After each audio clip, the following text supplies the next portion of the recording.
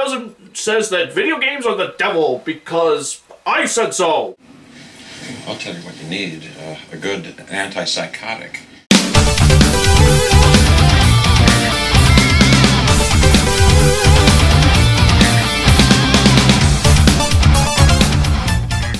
Folks, I hope your day's going well, and if it isn't, it makes my job easier. A common misconception is that holding a religious faith, in my case being a Christian, is somehow living a life of self-induced slavery. Do this, don't do that, don't do this.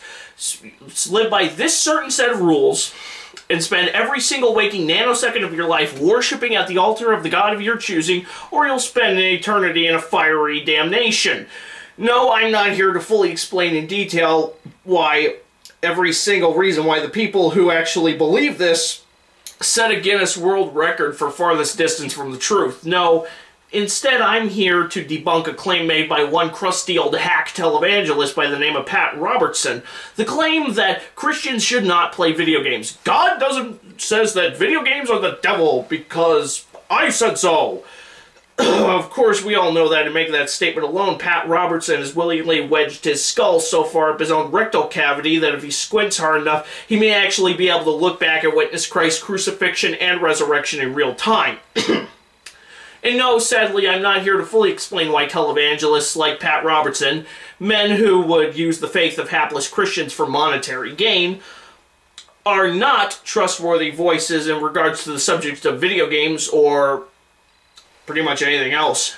Now, I'm going to be 22 in a little over a week from now, and I want to say I played my first video game at around age 3 or 4. So that's about 18 or 19 years of my life that I've been playing video games. Now, I was baptized in my church around, I don't know, 10, 11 years ago, and still actively play video games to this day. Really, it's my father's fault. You see, my dad, like myself and like many of you, was a Nintendo fan. His personal favorite console was the Nintendo 64. To him, home console gaming wasn't even worth mentioning until the release of the NES. And it's not just him. I have plenty of Christian friends, some people who go to my church, who do play video games, one of whom happens to be a 50-plus-year-old woman, who, by the way, is a fan of Need for Speed and Assassin's Creed. My mother, perhaps the most Christian woman I know, has always shown a healthy respect for gaming and has always supported my hobby. Unfortunately, you also have to take into account that the fact that people like Pat Robertson are infamous for taking first-person shooters in games like Doom, Mortal Kombat, and of course Grand Theft Auto, and using those to claim that the entire gaming industry is just this massive, depraved, interactive devil worlds. As if every single video game on the open market is like Grand Theft Auto, Mortal Kombat, Doom, or any other POS FPS on the open market. Of course, maybe if these half-wits would veer 3 entire penis lengths over to the nearest purveyor of electronics and actually play some of the available demos in said purveyor of electronics, they might actually discover that they're filled and overflowing with new and exciting levels of complete and utter BS. Now, let me just get this out of the way. I occasionally enjoy some FPS games, but it's not really my favorite genre of gaming. I know televangelists, parenting groups, and others have attacked Doom for its depicting of satanic imagery, but these people most likely didn't bother to read into the concept itself and instead only looked at a few screenshots and videos of gameplay. Doom was a game about a lone space marine trapped in a space station on Mars that's been taken over by demonic forces and must journey down into hell itself to prevent the demons from using Mars as a vessel to invade Earth.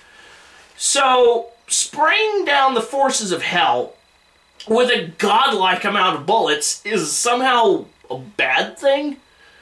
I mean, to me, the mere concept of you being the one man who could prevent the forces of hell from destroying all of civilization is what makes the mere act of running down a blood-soaked labyrinth, turning an unyielding barrage of hellspawn into massive heaping piles of shotgun fodder all the more satisfying. I mean, yeah, the games come with no shortage of gore, especially Doom 3 on the original Xbox, but we're talking about a game called Doom, not My Little Pony. In the case of Mortal Kombat, the game's narrative involves Earth's best fighters being gathered together at a martial arts tournament and must fight to prevent otherworldly forces from opening some portals to invade our plane of existence. At least that's the general idea, since Mortal Kombat is really just about mashing button combos and beating the crap out of the other guy and then inputting a specific button combo to kill your opponent in increasingly spectacular fashion. But, truth be told, I've never been a very big fan of button masher fighting games like Mortal Kombat. I mean, the movie's cool. That's really, I'm not a fan, it's not a series that I'm particularly interested in. As for Grand Theft Auto, I'll admit that I kind of have an off-and-on relationship with the GTA series. Yeah, there's the whole running around murder spree crap that mortifies certain people, but that's not why I play Grand Theft Auto.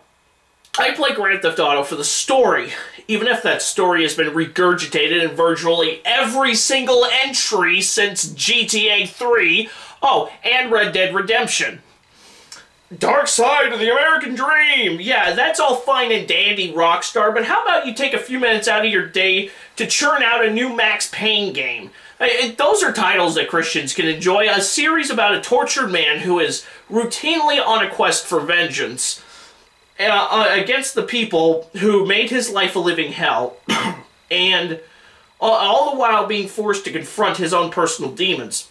Another game we can enjoy, Silent Hill, a game where the player character ventures into a ghost town where they are then attacked by bizarre monsters generated from the deepest, darkest depths of their own fractured psyche, and depending on player actions, the character can either confront their personal demons and escape from Silent Hill, or be consumed by their personal demons and spend the rest of eternity in Silent Hill. Or Metal Gear Solid, a game where you play a grizzled war veteran who must sneak into a military complex controlled by terrorists, completely unarmed I might add, and save the world from nuclear disaster at the hands of a bipedal battle tank. You know what else we can enjoy? Adventure games and platformers. Games where you get to go to entirely different worlds and locations, discover lost civilizations and strange cultures you otherwise wouldn't have the privilege to explore with games like Tomb Raider, Prince of Persia, Uncharted, Ratchet & Clank, which I literally didn't get the chance to play until today when I received a copy of the Ratchet & Clank HD collection as an early birthday present from a friend. Not to mention, pretty much anything Nintendo has ever pinched off can be played and enjoyed by Christians, seeing as how Nintendo's first-party games are family-friendly titles. Friggin' Mario, Donkey Kong, Metroid, Kirby, Kid Icarus, Pokemon, Pikmin, Super Smash Bros., and my personal favorite video game franchise of all time, Zelda. Zelda, more than anything, simply because of how much I love the general story. The whole, a young, unknown boy from humble beginnings who must leave his home and set out on an epic journey to prevent a power-hungry madman from acquiring the fabled Triforce and thus gaining unfettered control over the magical land of Hyrule. It's a classic David and Goliath type story, and then you factor in all the complex puzzles, the exotic dungeons you have to crawl through, and the intriguing civilizations that populate Hyrule. These are just a few of many examples coming to me. There are video games that Christians can play. Christians can be active gamers. The problem is in not letting the video games consume our lives, and thus, you know, to the point where we can't conceivably think of anything else but playing video games. Sometimes playing a video game can help you unwind after a really bad day, and it worked for me. They were a form of personal therapy to help me deal with a really crappy day in school. But much cheaper and much more understanding than a therapist, too. Look, I understand that people around Pat Robertson's age who didn't grow up with video games probably don't see it as anything outside of a means of wasting time, sort of like reading comic books or playing cards. But, and while I get that, my main issue is that these people then take their personal taste and upbringing and try to project that onto the rest of society. Well, when I was young, we didn't have these fancy machines and we got by just fine. It's these techno doodads that are poisoning our children's minds. No, Chuckles, what's poisoning our children's minds Jeez, why can't I stop coughing today?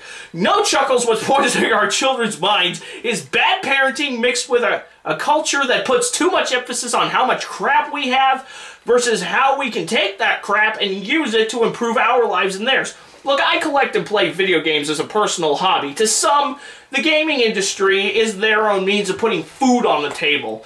And maybe instead of rejecting the industry, you might try embracing it and thinking about starting up some independent development studios that to finally churn out some halfway decent family-friendly Christian games. And by that I mean not making party games predicated on the player's knowledge of Scripture. I mean making some games that even non-Christians would like to play. But maybe I'm the only voice here that would like to see some good quality Christian-made games. Who knows? What I do know is that Pat Robertson, all the televangelists who spew out similar hackneyed excuses of an opinion like his, and the mindless chiclet-brained homunculi who blindly take his hackneyed excuse of an opinion as sheer gospel truth, these people have only one of two options to choose from as far as I'm concerned.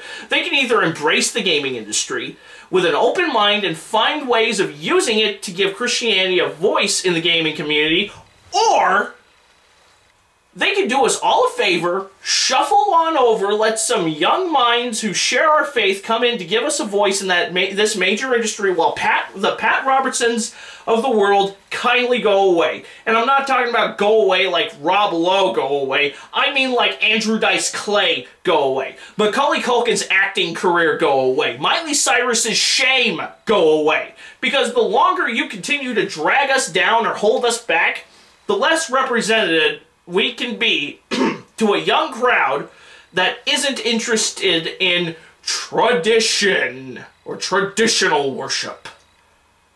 I'm Chris the Liberty Gamer. So long and have a good one.